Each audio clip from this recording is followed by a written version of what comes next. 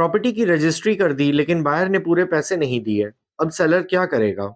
आप सोचेंगे कि ऑब्वियसली सेल डीड कैंसिल होगी और प्रॉपर्टी सेलर को वापस मिलेगी, but not necessarily. Supreme court के सामने एक ऐसा केस आया। यहाँ सेलर्स ने सेल डीड एग्जीक्यूट की थी और उन्हें पता था कि कंसिडरेशन का सिर्फ एक पार्ट पे हुआ है और बैलेंस बाद में दिया जाना है। बायर ने बाद में बैलेंस अमाउंट पे नहीं किया। सेलर कोर्ट गया और बोला सेल डीड को कैंसिल किया जाए, लेकिन सुप्रीम कोर्ट ने कहा नहीं। सुप्रीम कोर्ट ने कहा सिर्फ बैलेंस पेमेंट नहीं मिलने से सेल डीड कैंसिल नहीं होगी। रीजन बहुत इंपॉर्टेंट है।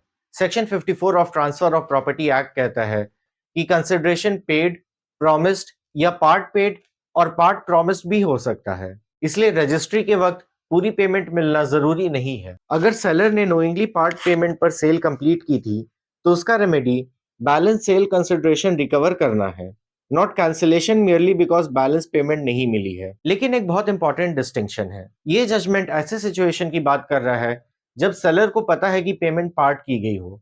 पर अगर ऐसा सिचुएशन हो कि सेलर को मिसरिप्रेजेंट किया गया हो कि पेमेंट पूरी की गई है बट एक्चुअल में पेमेंट पार्ट की गई हो, तो ये एक फ्रॉड का केस हो सकता है और ऐसे सिचुएशन में सेल डीड को कैंसिल कराया जा सकता है।